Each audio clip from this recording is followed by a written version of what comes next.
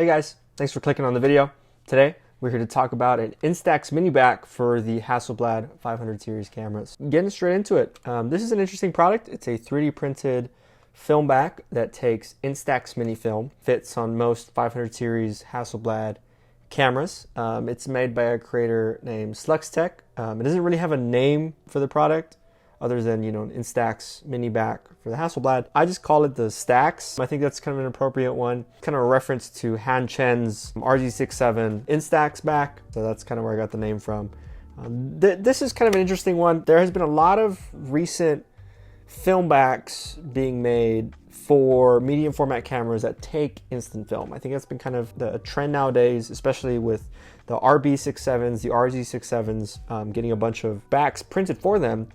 But there hasn't really been any, at least commercially available, for the Hasselblad systems, which is interesting. Hasselblad's kind of a big name in the photography business, and there has been, to be fair, some talks of a product. The biggest one being, if you were to just Google Hasselblad instant back product, you would have heard about that Kickstarter that was going on, the Hasselback portrait, that really never came to be. I think it got funded 2 years ago, and there still hasn't been a product out there outside of the initial video.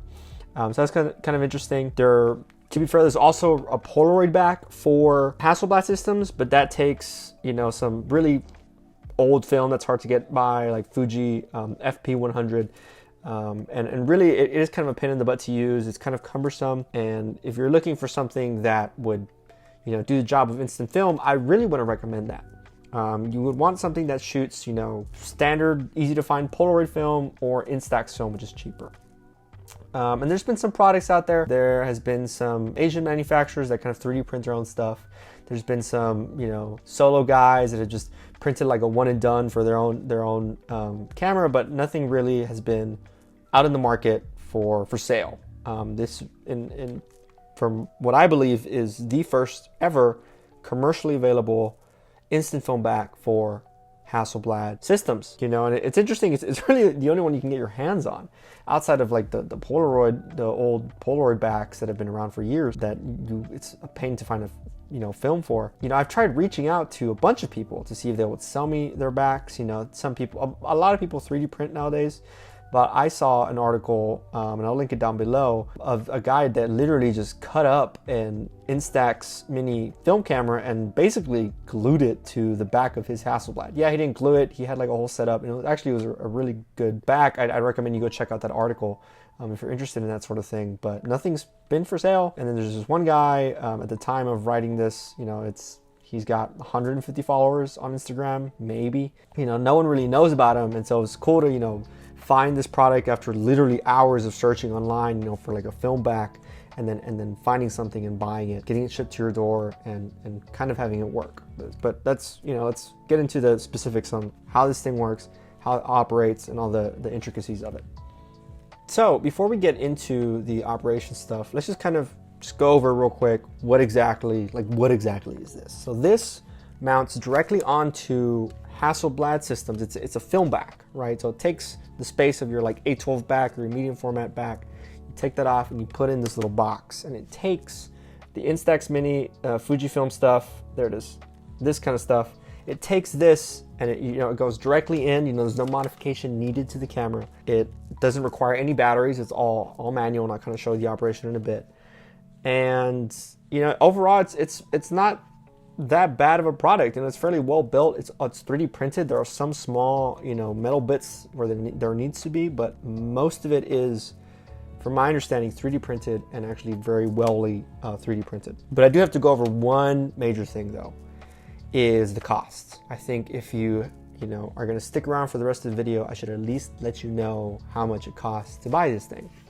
Well, to get it shipped to your door, product and everything, it will cost you about $410, which does not seem like a lot for most Hasselblad people, because we're used to spending a lot of money on Hasselblad products. But for most people, a 3D printed film back, that seems like a lot of money. And we'll go over if that's worth it or not. So now to get on to the actual operation of this camera.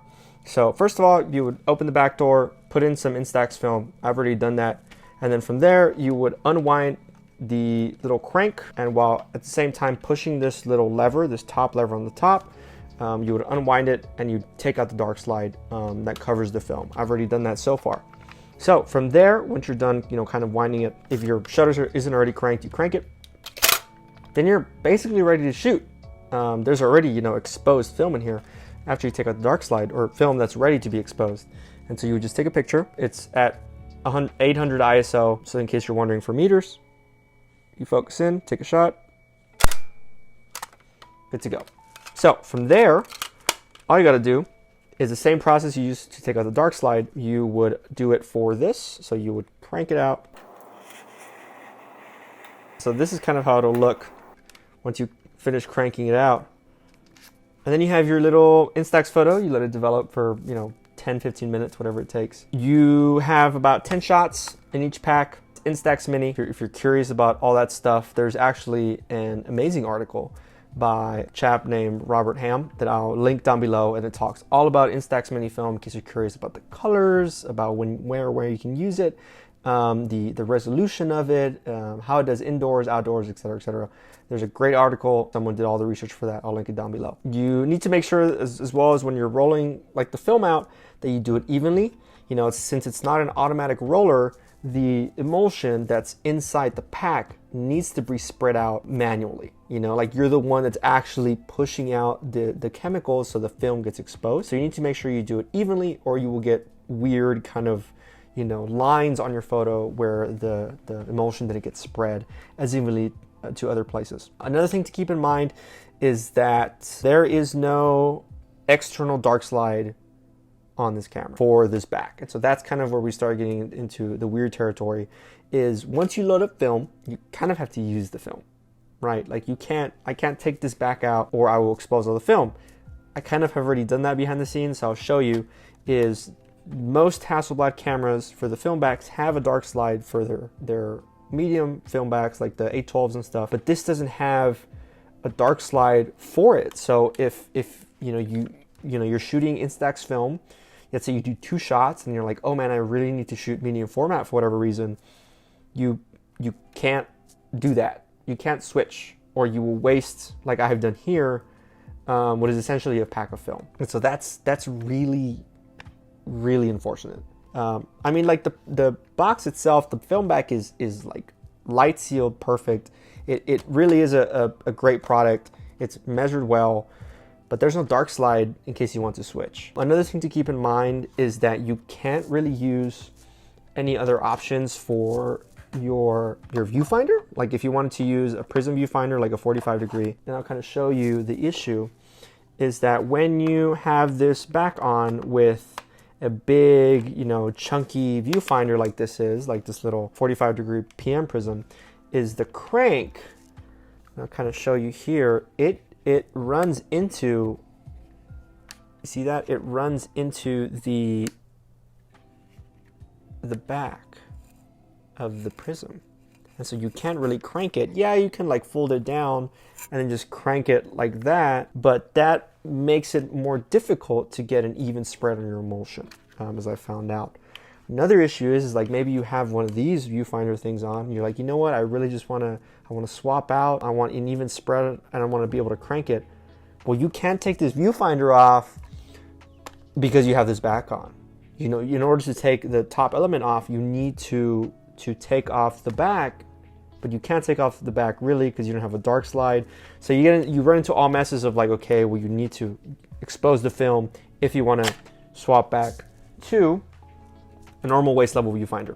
Waist level viewfinder in this situation tends to kind of be your best friend, just because it's so low profile that it'll let you close the viewfinder and then you can spin the film out without running into anything. But anything else above is it becomes a huge hassle, and I wouldn't recommend shooting with anything other than the waist level viewfinder. And it has some interesting focusing issues, but we'll get to that towards the end of the video. But that's the general gist of it on how it operates.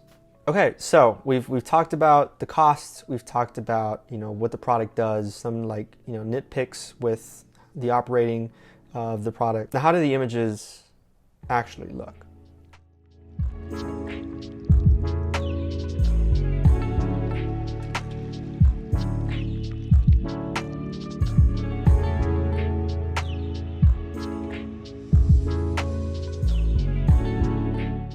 really there's a nostalgia level to the photos. There's something about having that instant film ready for you, but at the same time having the control of a Hasselblad medium format camera that is out of this world. It's unique, it's different. An Instax isn't a bad film. It's 800 ISO, so you can kind of use it in a lot of lighting situations. Exposes in like 10 minutes or less. Again, you can look at Robert Ham's article for all the information about Instax-mini film. But they're great, the colors are good. Yeah, it still has issues with interior lighting. Your photos will sometimes come out really yellow if you're using indoor stuff. In that recommendation, maybe just use natural lighting or a flash or something to kind of help out with that. And in terms of the product quality, it's not that bad. As you would have noticed, a lot of the images are coming out horizontal, most of them coming out horizontal. And so that's kind of where we run into the first gripe of the camera, is that it takes photos, well, horizontally. Like, that's the issue, is that just the way the camera is set up, just the way it's set up to take the film, it takes it out horizontally, and that means that your photos come out, well, horizontal. So if you want them to come out vertical, you actually need to tilt the camera, which is like, oh, that seems easy. But for those of you who have already shot on Hasselblad or any waist level viewfinder cameras, you already know that it's already a pain in the butt to use it like this, because of it's inverted, it's mirrored horizontally, the images. Well, when you have to do that, because you would have to rotate it 90 degrees clockwise to get a vertical image. Well, now, not only is your image essentially upside down, it's also inverted side to side. And so it's really difficult to use if you want a portrait of someone. So that's a big thing, because I love the look of Instax vertical. That's the thing, is like you can just have the little portrait there. And while this camera does great with cropping, it doesn't really have anything crazy going on in that department. It takes it horizontal, and that's upsetting. It's not what I want. I want classic vertical. So that's one issue. Another issue is that it gets kind of tedious to use. Well, one, it sticks out the side of the camera. If we get a profile shot, it ruins kind of the square look of Hasselblad. And while it's like really well made, like the 3D printing is amazing, the little latch system that they have going on, where you have to like grab it with one hand, and I have decently sized hands, I'm fine, but with someone with smaller palms might have issues. And then also crank it at the same time. You can't really be mobile as you'd like because of just how you have to grip it. I wish this was somewhere where I can handle it better. Just the ergonomics of it aren't the best to actually roll film out. And then focusing, that is the biggest issue with this film back, is the focusing gets weird. So why am I saying that? So if I focus on a subject, at f2.8, which is what I love to shoot at, and then I take the photo, it does not seem to focus right where I set the focus. I'm really precise with, okay, that's sharp as hell, like everything is blurring front and back. That's exactly what I want right there. I take the photo, and it almost focuses like, half a foot, 6 inches, 40, 50 centimeters in front of the subject. It doesn't focus right on where I think it is. Like if they're holding their phone and I take a photo of them, it'll focus on the phone. Like the focusing distance is a little bit more ahead than you think. And that is very upsetting. If I can change it to f8, I'm fine. But if I'm shooting in low light already, or I want the look of 2.8, then I have to almost set the focus behind the person, usually, to get everything in focus, which is like, that's an issue. That's a big issue. This is medium format quality. Like, that's why I'm shooting on Hasselblad, is to get consistent, beautiful photos all the time. And I can't do that with this back. On the website where you buy it, it says it focuses to infinity, which from what I can see, it does. It does focus to infinity. But for anything else, you're running into problems, especially at f2.8 at lower apertures. So I think that's kind of a big one, is the focusing is a pain, dude. And to be fair, in a lot of these photos that you have seen, I shot with a black Pro Mist filter. These things are great. You know, they kind of blow out the highlights a little bit and give a little dreamy feeling. And they do blur the image a little bit. But that's not what's causing the focusing issues, because you'll see stuff in the foreground be in focus, or nothing will be in focus because your subject's so far away. You know, I shot a photo of a friend of mine, Ryan, where he was in focus, but he was a little far away at f2.8, and because this freaking thing won't focus right, he was completely blurred out. And it was not a filter thing, it was, you know, a back thing, because I've shot some pictures without the filter and I still have the issues. So that's a little bit upsetting. Okay, so time to talk about the pros and cons of this film back. Well, pros is that it's Instax film on medium format quality. You know, you can have a wide variety of lenses and different setups, and you control everything. If you wanted the best performance out of your Instax film, or your instant film in general, this is kind of the route to go, or at least any of these instant film backs for medium format. Han Chen's, again, his Instax for the RZ67 is beautiful. It's amazing. This is kind of in that realm. While it's not technically cheaper per shot for Instax versus medium format, you save on development costs. So that kind of, you know, it does make it cheaper. They're both about $1 a shot, really, and they're generally easier to handle. I feel like you really have to be precise with your Portras or your Fujifilm when you're rolling it up and stuff. And instant film can kind of take a beating. And it develops on the spot. You know, if you wanted to bring this to like a party or whatever, and you take photos of your family or friends, you can give them the photo there and then. You don't have to be like, oh, well, you need to give me a few weeks to get this developed. Like, no, it comes out right then.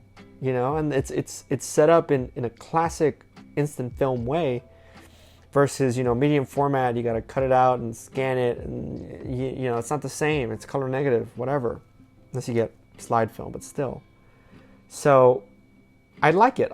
It's not something I would use for professional work, but it gives me that nostalgic feeling of shooting like an old Polaroid or something, but I have way more control. And there's really no other product on the market at the moment. Like, there are other, like as I've mentioned, there are other backs that people have made. Some even take like full Instax sizes, but in terms of something you can go out and buy right now, this is really it. But then we get into the cons. It's a new product. From my understanding, this is version 1 of the Instax film back, and that kind of does cause some problems. You know, one is like the awkward operation of like the crank and getting the film out. It really is awkward. I hate doing it. You know, I love being mobile and quick, and this is the opposite of that. The focusing issues, the focusing issues are a huge problem with this.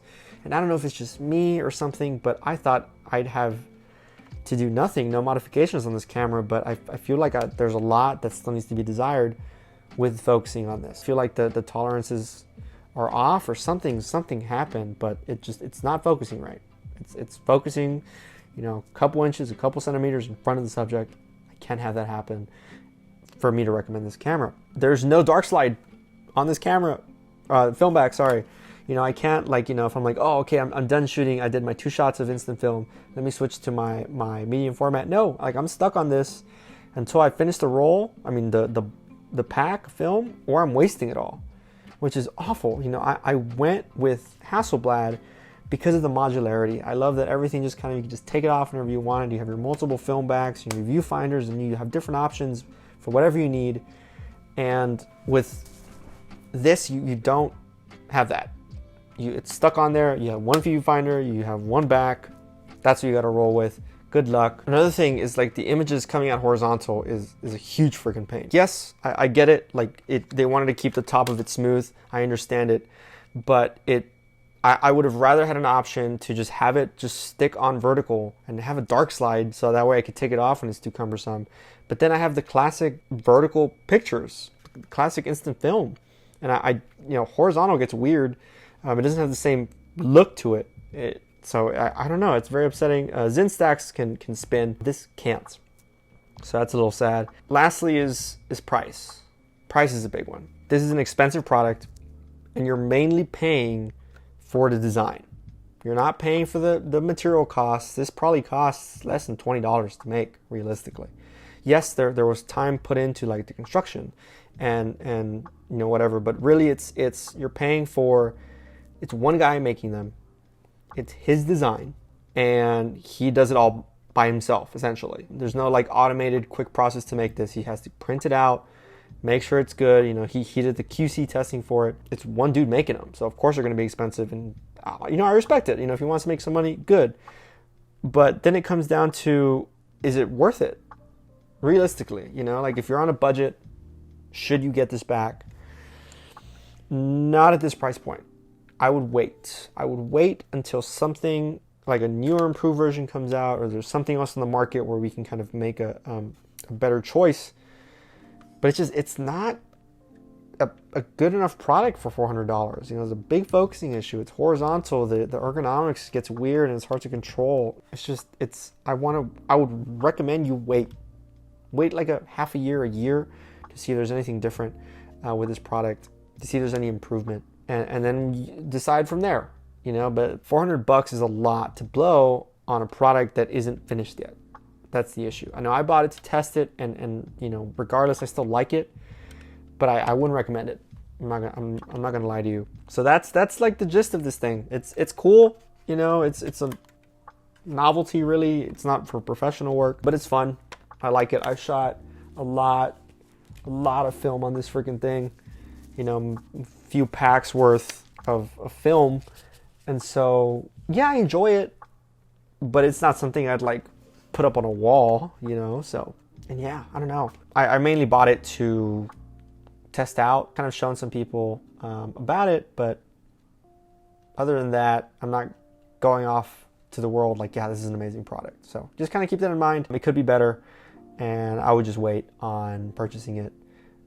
So yeah, that's my review. I've done a lot of testing on it. There's going to be more videos coming out of me just using the product and kind of the shots I take, because I do want to do further testing, but this has been, you know, I've shot maybe 6 packs through it. That's kind of my review so far. You know, if someone else gets this and you have any questions, you know, of course, feel free to let me know for anything, really. If you have any questions about anything else about this, I mean, I own it, so I'll answer whatever questions you have. If you have any questions on the like operating it, a small manual comes with it, like a little paper printout of kind of how it works. But you know, feel free to send me a message on Instagram, would probably be easiest. All my links are down below. Go give it a follow if you have any questions on how to use it or any updates or whatever you might want. And yeah, all links down below.